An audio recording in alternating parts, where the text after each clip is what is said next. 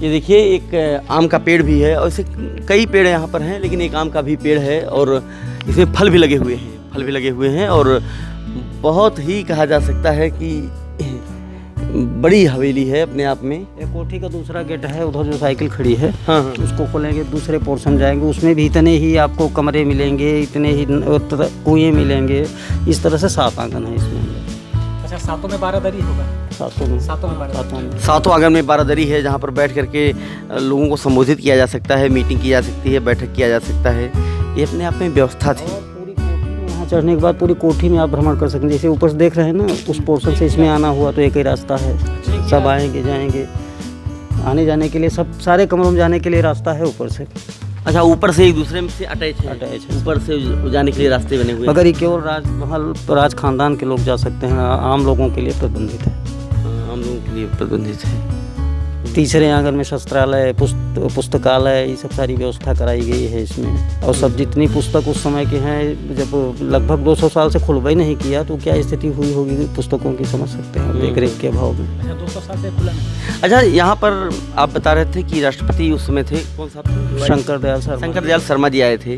अच्छा, उस समय के और भी कोई प्रधानमंत्री रहे हो जो आए हों, क्या कुछ ऐसा है? नहीं, और कोई नहीं है। इंदिरा गांधी वगैरह कभी नहीं आई यहाँ? राजीव गांधी कभी नहीं आए? और शंकर दयाल शर्मा को भी लाए थे लाल बहादुर शास्त्री के बेटे, विद्यालय का वार्षिकोत्सव था उसमें, विद्यालय में आए थे। जगह विद्यालय में कम होने के कारण कोठी प्रांगण में उनका जनसभा रखा गया। क्या होने के कारण? जगह कम थी, इसलिए कोठी प्रांगण में किया गया। ये अपने आप में बहुत पहली बार सामने आ रहा है कि किस तरीके से खंडहर हो रहा है। पूर्व प्रधानमंत्री विश्वनाथ प्रताप सिंह जी का ये मकान और हवेली, और प्रधानमंत्री बनने के बाद कभी बाहर नहीं आए। और सर एक चीज़ और है कि जो 365 कमरे का एक आंकड़ा आता है कि 365 कमरे हैं इसमें, इसकी क्या सच्चाई है? क्या एक दिन एक कमरे में रहने का प्रावधान था क्या? हाँ, यही था कि राज परिवार के लोग अगर एक साल में एक हर रोज़ कमरा बदलना चाहें तो रोज़ के लिए उनकी एक कमरा सुरक्षित था। अच्छा, अगर कमरा बदलना चाहें तो साल में बदल के रख सकते हैं। और हर आंगन में वही सुविधा है, वही व्यवस्था है, कोई दिक्कत कहीं नहीं। दीनदयाल साहब, जो आदमी इस तरीके के राजसी खानदान का रहा हो और इस मतलब तरह की व्यवस्था कर रहा हो, उसमें इतना लोकतांत्रिक परिवर्तन कैसे आ गया? आप क्या सोचते हैं बीपी सिंह के बारे में? बीपी सिंह राज खानदान मांडा के नहीं थे। बीपी सिंह को राम गोपाल सिंह ने गोद लिया था। ये राजा डैया के लड़के थे, दूसरी पत्नी के। और राजा डैया के पास 5 सुपुत्र थे। 5 थे, तो उसमें से एक बीपी सिंह थे।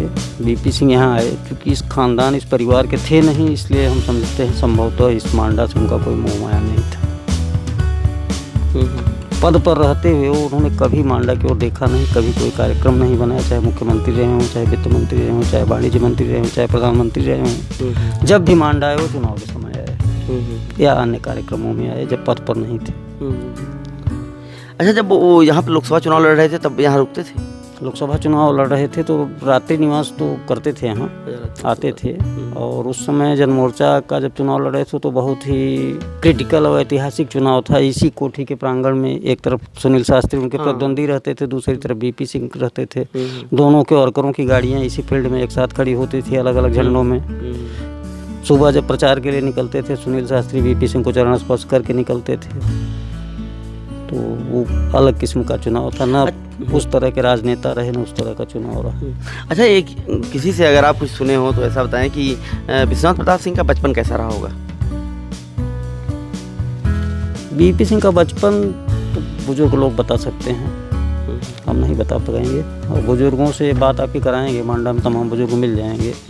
हालांकि शुरुआती दौर में बीपी सिंह लोग बताते हैं कि 12 देख दरबार में बैठते थे, रामलीला देखने जाते थे। तो रामलीला में किस मांडा राजमहल से जो रामलीला संचालित होता था, उसकी खूबी ये थी कि कुर्सी किसी को नहीं लगती थी।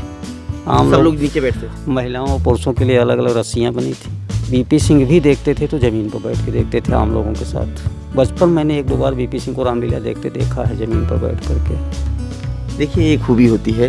पत्रकार महोदय बता रहे हैं कि वो भले राजशाही व्यवस्था से थे, लेकिन जब वो रामलीला देखने के लिए जाते उनके लिए भी कुर्सी नहीं लगती, उनके लिए भी कुर्सी नहीं लगती थी और वो आम आदमियों के साथ बैठ करके रामलीला को देखते थे।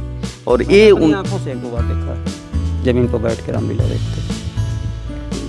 तब पुलिस वुलिस नहीं थी, कोठी से ही रामलीला के पहले वॉलंटियर बनाए जाते थे, वही अपना बिल्ला उल्ला लगा के चुनाव रामलीला पूरा संचालित करवाते थे। बहुत पीसफुल्ली रामलीला होता था। दुर्भाग्य रहा वीपी सिंह के निधन के बाद अजय प्रताप सिंह ने यहाँ का रामलीला बंद कर दिया। जबकि ये मंदिर जो है इसका एक ट्रस्ट है, राम जानकी ट्रस्ट, इसमें जो वार्षिक पैसा आता है उसी से रामलीला होता था। 50,000 रुपये अब भी आता है रामलीला के लिए वार्षिक, मगर रामलीला बंद करा दिया। कोई पूछने वाला नहीं क्यों आपने बंद करा दिया। लेकिन लिखा पढ़ी में है कि रामलीला होगा। 7 मंदिर हैं कोठी में, 7 की देख रेख पुजारी की व्यवस्था उसी ट्रस्ट के पैसे से होती है। मांडवी देवी सिद्धपीठ है, यहाँ की मंदिर है। और वो कौन मंदिर है भैया वहाँ वाली? भोलेनाथ की 2-3 मंदिरियाँ हैं। रानी के तालाब एक है मांडा में, वहाँ की मंदिर है।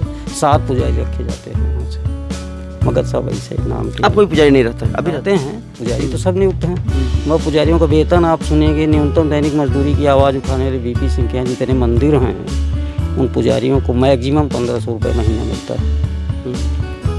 आज भी तब मिलता था? वो 1500 से ज़्यादा किसी का नहीं। इस कोठी का जो पुजारी हो 500 रुपये महीना पाता है। समझ सकते हैं जैसा वेतन है वैसा काम करते हैं। कोठी में मंदिर में देख रहे हैं आप, ताला बंद है, आप आए हैं दर्शन नहीं कर सकते, पुजारी गायब है। ये स्थिति। तो ये हाल था वीपी सिंह का, और वीपी सिंह किस तरीके से लोकतांत्रिक व्यवस्था में विश्वास रखते थे इसको हम आगे भी दिखाने की कोशिश करेंगे। फर्क इंडिया के लिए अखिलेश कृष्ण मोहन की खबरें पाने के लिए सब्सक्राइब करिए, घंटी दबाइए और सबसे पहले खबरें पाइए। लाइक और शेयर करना न भूलें।